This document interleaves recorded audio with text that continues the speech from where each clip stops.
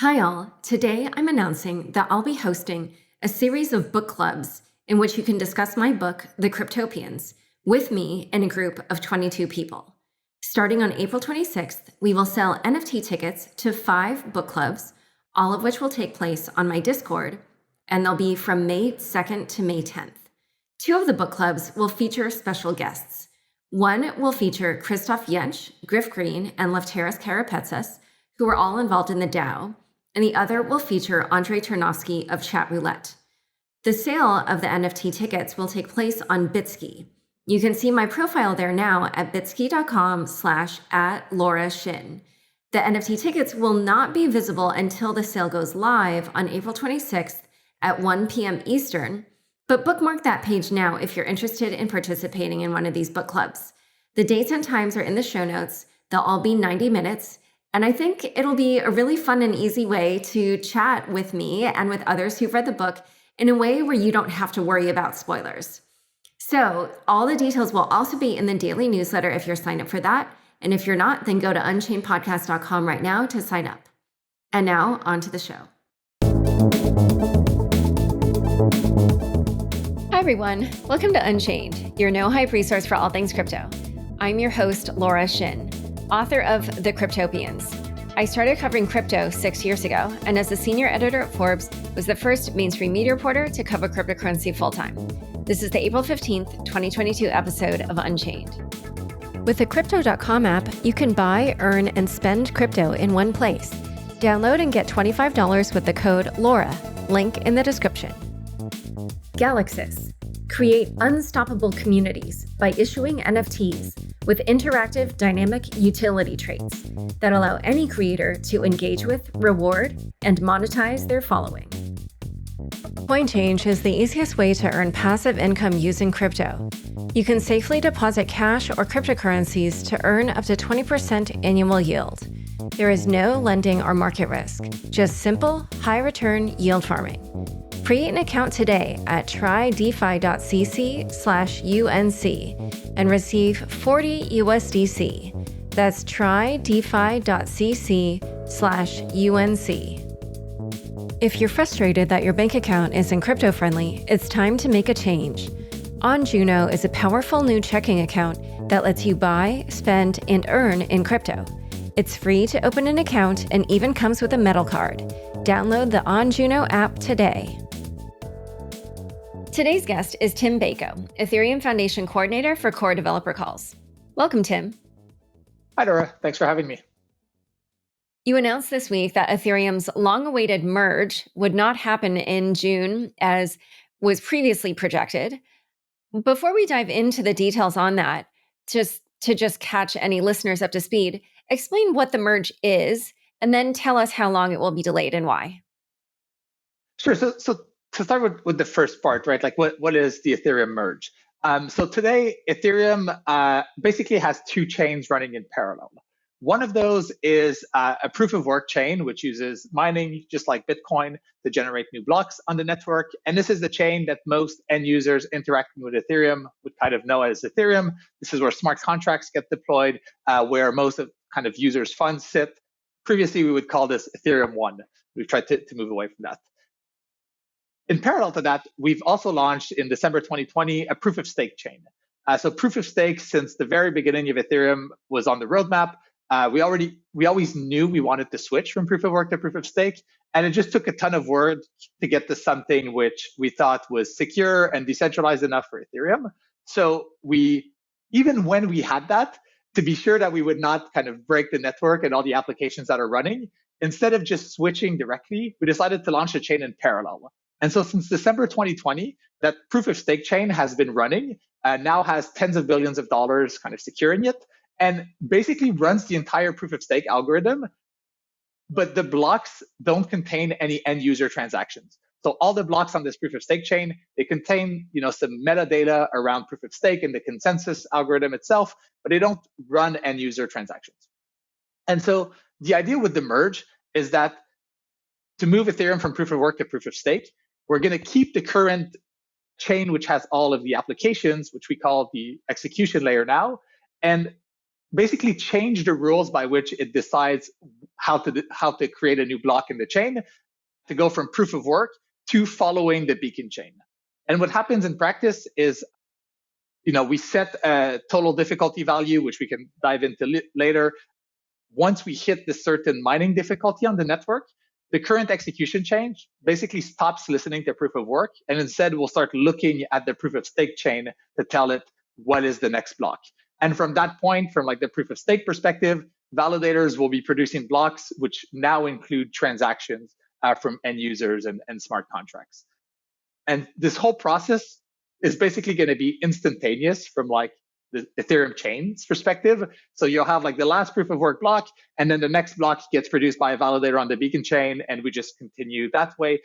So it's been kind of years of work, but now we have a design which will be kind of seamless from a smart contract perspective for the transition. And so most people thought, and this wasn't official, but most people expected it to happen in June, but you tweeted that it will probably happen in the months after. So why is that? Right. So we never had like an official date for the merge. And I appreciate, that we've been saying it's soon for many years, and the community is very eager to see this happen. And the reason why we don't have a date is just fundamentally, it's impossible to predict these things because there's so many unknown unknowns, right? Like nobody has done this ever. And so at best, what we can say is like, look at how well things are going and kind of project in the future. But that assumes we don't hit some unknown issue, which we kind of always end up doing because this technology is so new that there's so many moving parts. So we tried to shy away from giving dates, but then, there's always like some pressure for like, when is this roughly coming? And within Ethereum, this difficulty bomb, so this feature that means we need to upgrade the chain every so often, otherwise the chain stops working. And this will start kicking off around June. So when we get to June, we basically have to make a decision around, are we ready to move Ethereum to proof of stake, or do we want to push this bomb back again? And so obviously, no one on the development side wants to move forward with the merge if it's not ready and if it's not safe for the network. So if we did get to June and it's, we're not ready, then we'll just push back the bomb and make sure that we are in a spot that we're comfortable with before we go to mainnet. And I guess the thing that's also worth noting is this difficulty bomb is kind of a gradual process. So it doesn't make the network unusable overnight. It's, slowly gets worse, and then it's an exponential curve. So at some point it gets much worse, much quicker. So we kind of have this range between June and like probably late July, early August, where, you might see longer block times on Ethereum. And if we thought that, we were just ready, we might choose to not push back the bomb and have longer block times for a month or two. And I think this is kind of where we're at right now. Like we are pretty far along in the development process. We're starting to think about, deploying this to mainnet, but we're definitely not at the point where, it is completely bug free and there's no more issues and it's a no-brainer to then just deploy to mainnet. So we're kind of in this middle section where, we might have to delay the bomb. There's a chance we might not, and we're obviously watching and testing very closely to see exactly what to do. So what needs to happen, or what needs to be in place for Ethereum to feel comfortable actually executing the merge? Right, that's a great question. And historically, what we've done when we have upgrades is, we'll write all these EIPs into clients, we'll run a bunch of tests for them. We'll sometimes deploy a couple of new test nets to test them, and then we'll move to the existing test nets on Ethereum. So like Rinkeby, Gordy, Ropsten, and whatnot. The thing that's happened over the years, though, is like these test nets now have a lot of usage. So like Ethereum's test nets have as much usage as some like actual layer one blockchains. Like Reddit, for example, has a ton of its infrastructure on one of the test nets. And so we don't want to break these if we don't have to. So we've kind of introduced a new step in the process, which we've called shadow forking. And what shadow forking does is we basically launch an upgrade on an existing network, but only using a very small number of nodes that basically the testing teams and client development teams control. And what happens then is, these nodes will fork off when the block is hit, but there'll only be a small number of nodes, and they'll still be able to replay all of the transactions from the main network. And that gives us kind of a way to test as though we were forking test nets, but without bringing the whole thing down if there are errors. So we've been running through this process. We first ran through it on Gordy. This week, or late last week or early this week, we had the first run on a mainnet shadow fork as well.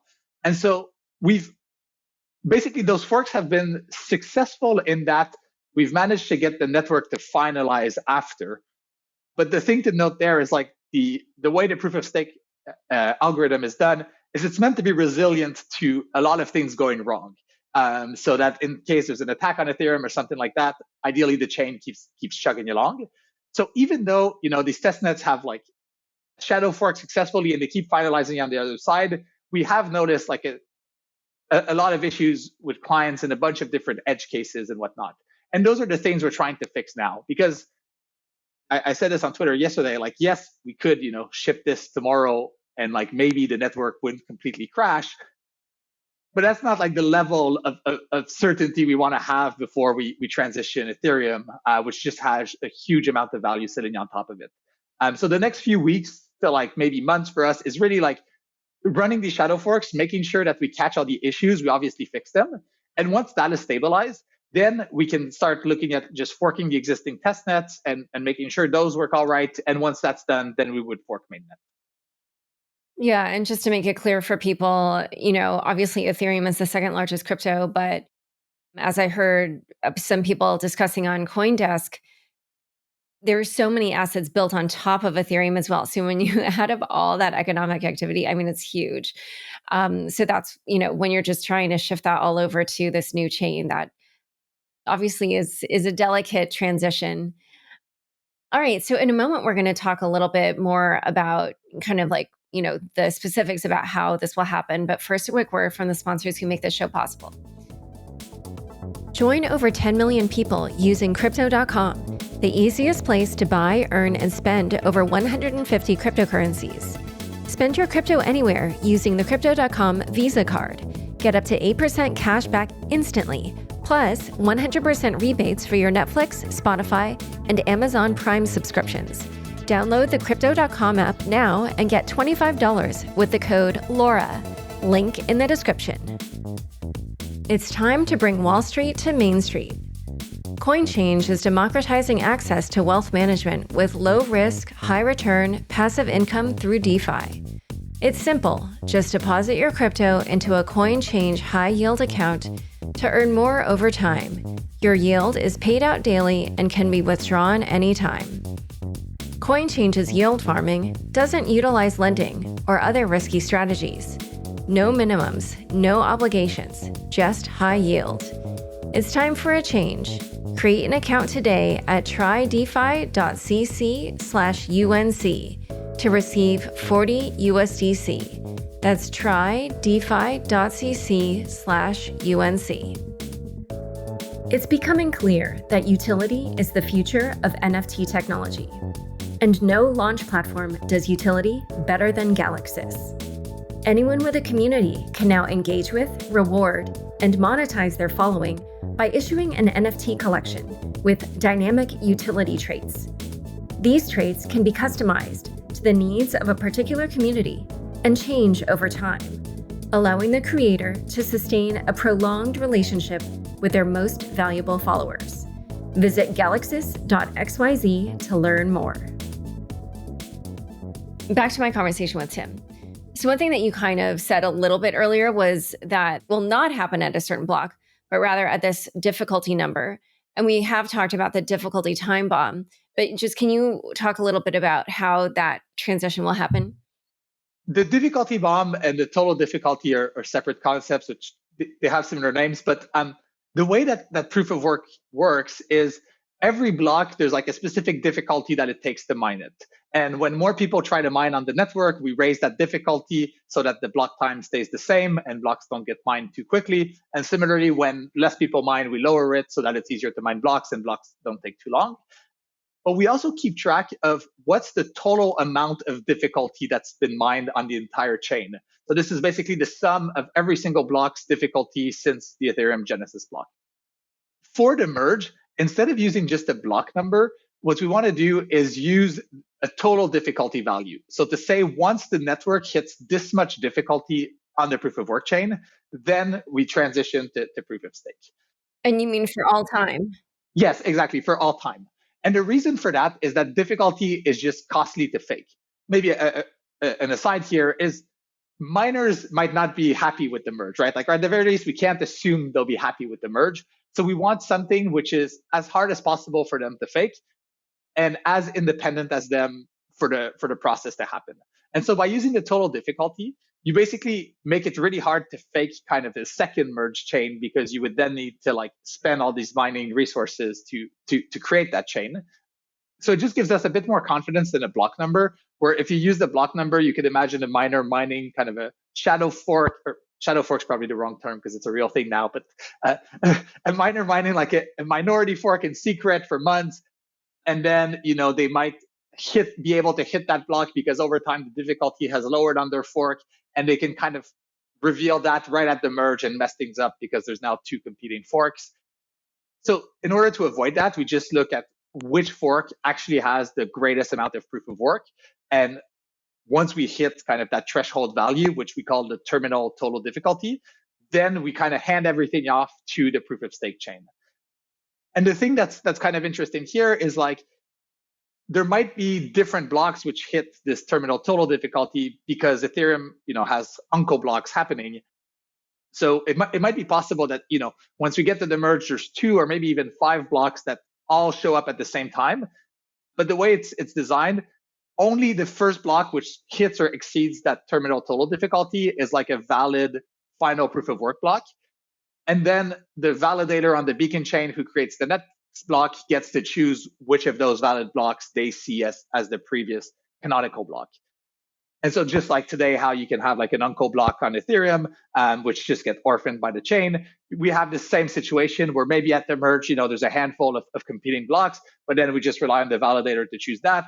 And then, the validator afterwards will point back to the block that the previous validator chose. And at that point, we're 100% relying on proof of stake, and proof of work, and miners generally just don't influence the fork choice rule for Ethereum.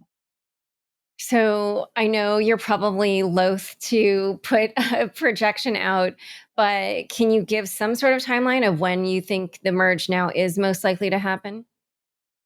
I'm not gonna do that. Like, unfortunately, if there's one thing I've learned this week is I won't put an explicit thing. So I will say you did tweet probably in the months after Q2, which sort of implies to me Q3. Right. Like, I think, we are pretty far along in the process. We think, we're almost there.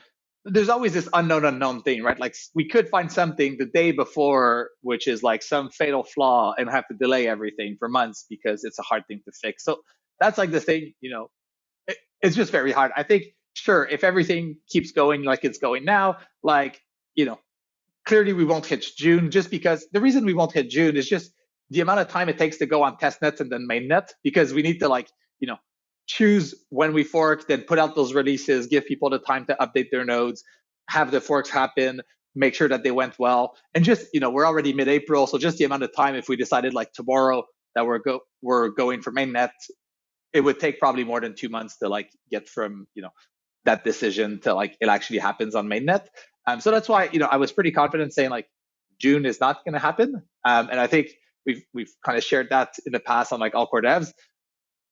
But like, yeah, sure. If things keep going well and like there are no more big issues that we find, then probably the months after June still seems reasonable. Whether that's like 1 or 4, like, or 5, like, I don't want to make a call there. Like, something really terrible would have to happen for it to be delayed like a year at this point. Like, I don't know what could cause that. Like, nothing like that we've ever encountered like on Ethereum. So it's just like, but it's just very hard to tell you. Like, maybe we find some weird sync issues which take us 2 months to debug. Like, that could happen, but there's no way to know really. So there are some misconceptions out there about what will happen on Ethereum after the merge, particularly around whether and how gas prices might change. Can you clarify what it is that people should expect in terms of gas fees? Right. So in short, gas fees should basically stay the same. The merge doesn't really change the throughput of Ethereum. It does a tiny thing, which blocks are now 13 seconds and they'll lower to 12 seconds. So, you get like 9% more throughput. And so in practice, if all things were perfectly stable, you would imagine fees go down by like 8-9%. But there's so much volatility on Ethereum that's basically nothing. But scalability is like super important. And it is like the next thing we're kind of working on. So just to give some context, the main way Ethereum thinks about scalability today is like through rollups, and those are already live, right? Like there's optimistic rollups live, there's zero knowledge rollups that are going live as well, and these today already provide way lower fees than the Ethereum mainnet for end users. And a large part of what users pay for when they pay a transaction fee on rollups is storing data back on layer one. So the way that rollups work is that they generate all this transaction data, just like the Ethereum mainnet, but instead of executing every transaction on layer one, they execute them all on layer two, but then they need to post back the transaction data on layer one, because if something goes wrong, they need to then be able to execute it. And this is for optimistic rollups. Zero knowledge rollup work a bit differently because they don't post the full data, they post back proof. But the general concept that like users on L2 pay for posting data back to Ethereum L1, that's true across zero knowledge and optimistic rollups. And so one big thing we can do to lower transaction fees on rollup is just make it cheaper to put data back on Ethereum layer one.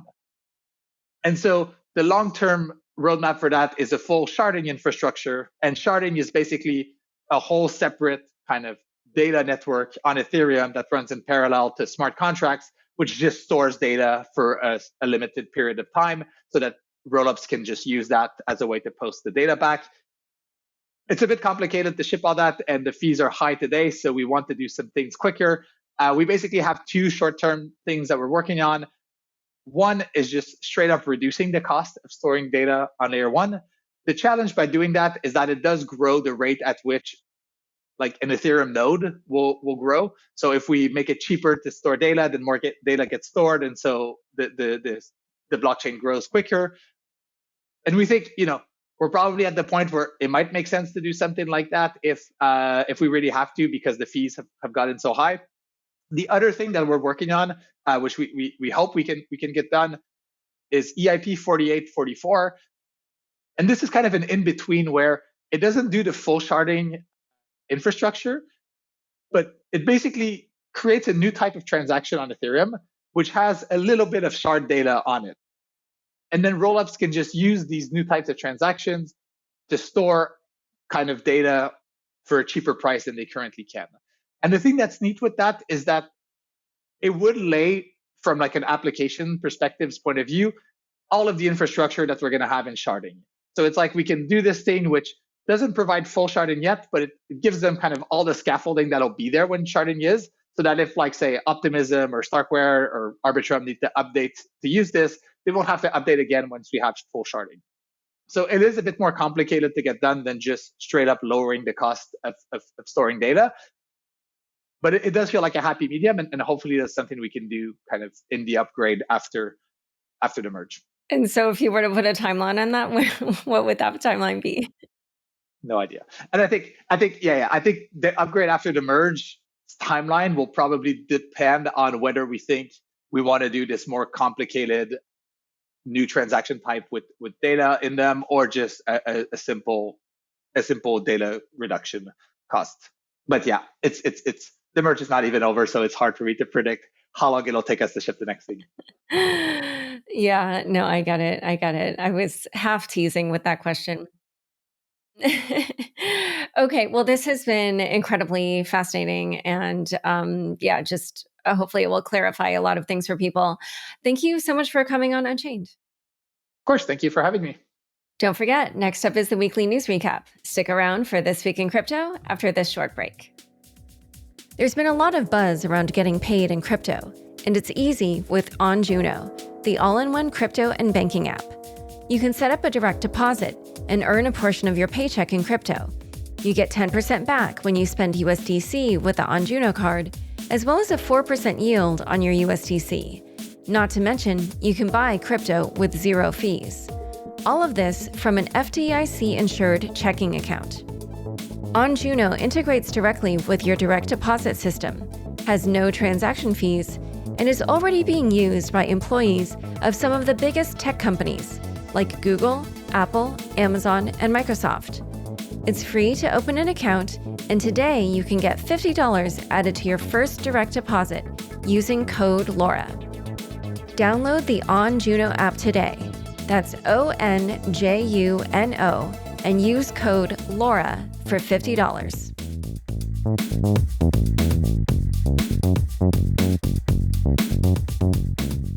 Thanks for tuning in to this week's news recap. Holy acronym, the DTCC pilots the CBDC with the DDP. This week, the Depository Trust and Clearing Corporation, a private financial markets infrastructure company, announced a central bank digital currency pilot program. Dubbed Project Lithium, the DTCC will be working with the Digital Dollar Project to explore how it might use blockchain technology. According to a press release, Project Lithium hopes that its program will help provide clarity as to how a CBDC may reduce trapped liquidity, increase capital efficiency, solidify delivery guarantees, and add regulatory transparency, and provide other benefits as well to the settlement process. A CBDC could improve time and cost efficiencies, provide broader accessibility to central bank money and payments, and all while emulating the features of physical cash in an increasingly digital world, explained former CFTC Chairman Christopher Giancarlo, aka Crypto Dad, who spearheads the Digital Dollar Project. According to the Atlantic Council and CBDCtracker.org, this is the first CBDC pilot in the US. The DTCC claims to provide custody and asset servicing for securities issues from 177 countries and territories valued at $87.1 trillion. Although the announcement came weeks after President Biden's executive order announcing research on a central bank digital currency, the DTCC and Digital Dollar Project are private sector entities that are not part of Biden's executive order. In his book, Crypto Dad, The Fight for the Future of Money, Giancarlo wrote, "Money, especially digital money, is too important to be left to central bankers." Block and Blockstream to test Bitcoin mining using Tesla equipment. At Bitcoin 2022 in Miami, Adam Back, the CEO of Blockstream, announced a pilot crypto mine in Texas that, in partnership with Jack Dorsey's Block, will be powered by Tesla's solar and storage technology. The project is expected to be completely offline, with Tesla's solar array powering the mine during the day and Tesla batteries powering the mining facility at night. The partnership will be small to start, with just 1 megawatt of energy capacity. The $12 million in development costs will be split between Block and Blockstream. The pilot project is expected to be up and running within months. Data regarding the program's energy consumption and hash rate will be publicly available. People like to debate about the different factors to do with Bitcoin mining. We figured, let's just prove it. Have an open dashboard so people can play along. Maybe it can inform other players to participate, Back explained to CNBC. 63 months for Ethereum developer Virgil Griffith. 39-year-old former Ethereum developer Virgil Griffith was sentenced to 5.25 years in prison after pleading guilty to conspiracy to violate the International Emergency Economic Powers Act last September. Griffith was originally arrested in 2019 after giving a presentation on cryptocurrency in Pyongyang, the capital of North Korea, despite being denied permission by the Department of State to do so. Prosecutors allege that Griffith gave North Korea information that he knew could be used to evade and avoid U.S. sanctions and fund its nuclear weapons program. Specifically, the Department of Justice says that Griffith and his co-conspirators also answered specific questions about blockchain and cryptocurrency technologies for the DPRK audience, including individuals whom Griffith understood worked for the North Korean government. In addition to a 63-month sentence, Griffith was also fined $100,000.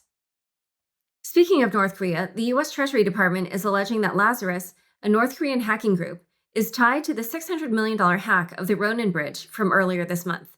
The Treasury Department has added a wallet holding 148,000 ETH to its sanctions list. Celsius shuts down yield for most U.S. citizens. U.S. regulators continue to force crypto companies to halt offerings of retail-based crypto yield. This week's mark was Celsius, a crypto rewards platform that, much like BlockFi, offers an earn platform where users can deposit crypto tokens and accumulate yield at a rate between 0.65 and 18.63% per year.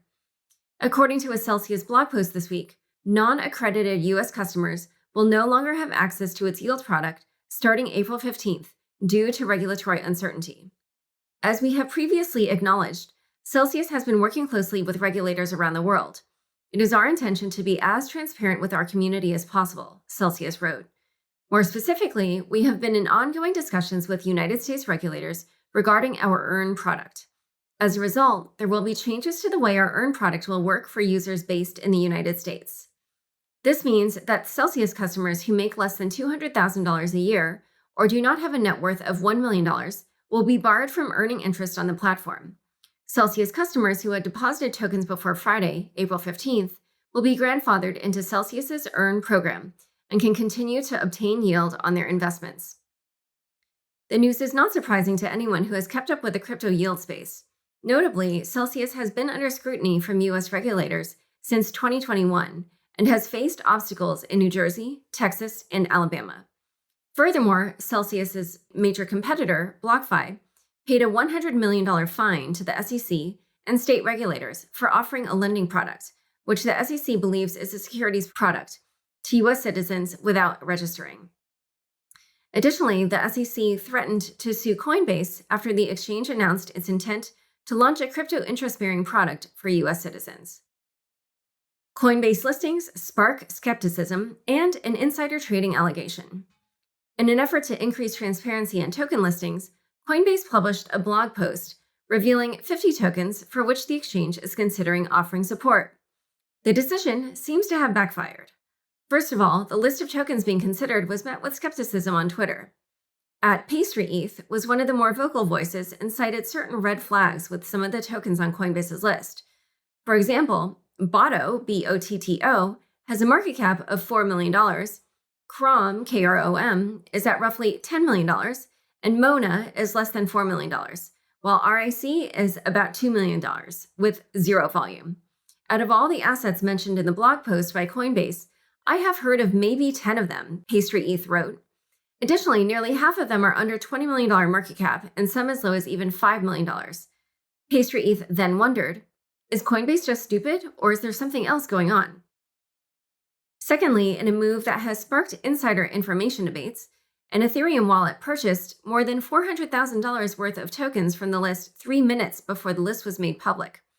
However, while the tokens briefly spiked in the hours after the announcement, it does not appear that the trader was able to turn a profit, as the wallet address holds less than $400,000 despite hitting $550,000 plus at one point.